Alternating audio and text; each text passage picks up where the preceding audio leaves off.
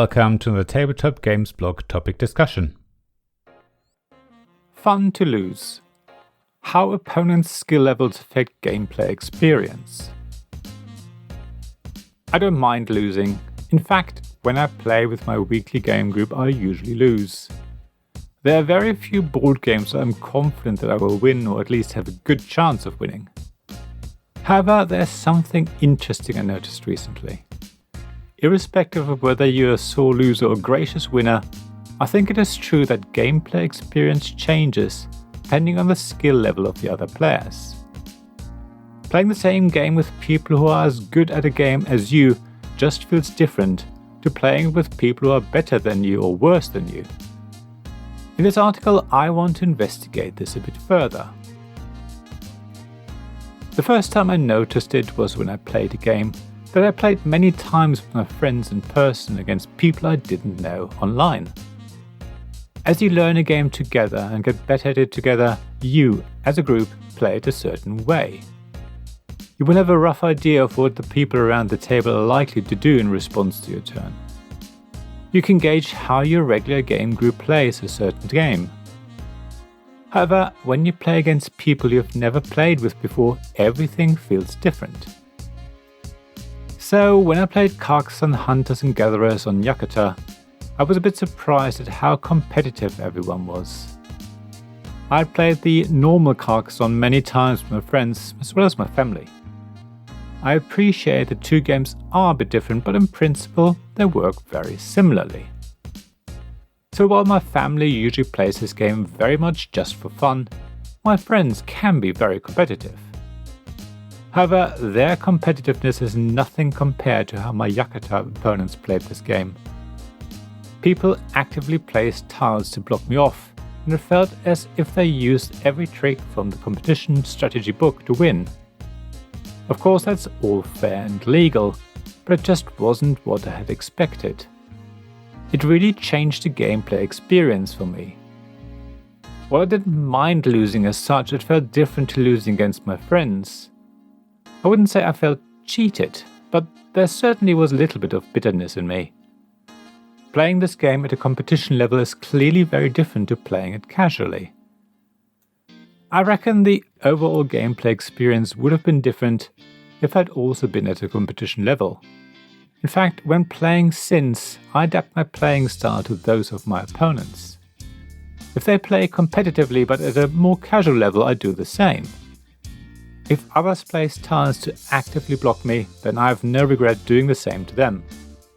Suddenly, I enjoy the game very differently. It is a lot more fun, and when I lose I don't feel bitter. I guess I've improved my game and can now hold my own against good players. Even if I still often lose, it just feels a lot fairer. The good thing is that on Yakata you can see other players' skill ratings and choose which games to join based on that. You can also set up your own games and limit the range of experiences that other players have. That means I can decide whether I want to risk it and play against someone who's much better than me, or whether I prefer to play with people who are at about the same level as me. I can mentally prepare accordingly. On the whole, I enjoy playing people who are similarly proficient at the game as me. That's why I love it when our games group learns a game together. Not only does it make it easier from a rules perspective, but we also all get better at it at about the same speed. The gameplay experience just seems a lot better for everyone. Of course, at some point someone in the game group will figure out how best to win the game. They will get better and better at it, while the rest of us still try to catch up. Yet, it is rare that someone gets so good at a game that it becomes frustrating for the rest of us. Our skill levels usually stay within an acceptable range, and the gameplay experience is still good. In fact, sometimes it means the rest of us can try different strategies and beat the best player's approach. More often than not, eventually someone else will be the best player. That's really good and helps make playing the game more fun, even when some people in our group are better at it than others. There are also situations where someone in the group just can't figure out a game.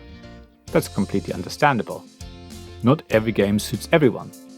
Some games come more naturally to some people than others. While many games do work for everyone in the group, some just don't click for some people. When that happens, the player who just doesn't get how to play this game gets frustrated. Their gameplay experience is ruined. At that point, we either don't play that game again, or maybe play it when the relevant person isn't around. It's a real shame when that happens, of course, especially when one or two of us really love a game, but nobody wants someone to sit through a game and really not enjoy it. So how about you? Have you ever noticed that a game just feels different depending on who you play it with? Did your gameplay experience change when you were playing someone who was a lot better or a lot worse than you at the game? Who do you normally play games with? Do you tend to play games with them that everyone is roughly as good at as each other? Or do you relish always playing with people who are better at a game? As always, please share thoughts and experiences on the blog at tabletopgamesblog.com. I'd love to hear what you have to say about gameplay experience and other players' skill levels. Thank you for listening to this Tabletop Games Blog topic discussion podcast. Please check the description below for links mentioned in this episode, as well as to the written version of this article on the blog. If you enjoyed this episode, please subscribe, give us some stars, or leave a review. Please also tell your friends about me, and if you want to offer financial support, check out my Patreon and Ko-fi pages, links to which you'll find in the blog at tabletopgamesblog.com. So thank you again for listening, and I hope to see you again soon. This podcast was made possible by the generous help of my supporters. Royal Patron Sean Newman, Magic Champion John Risley, Castle Guards David Miller and James Naylor, Dice Masters Alex Bardi, Paul Grogan and Robin Kay, and Shining Lights Jacob Davis, Gavin Jones, Sarah Reed and Richard Simpson.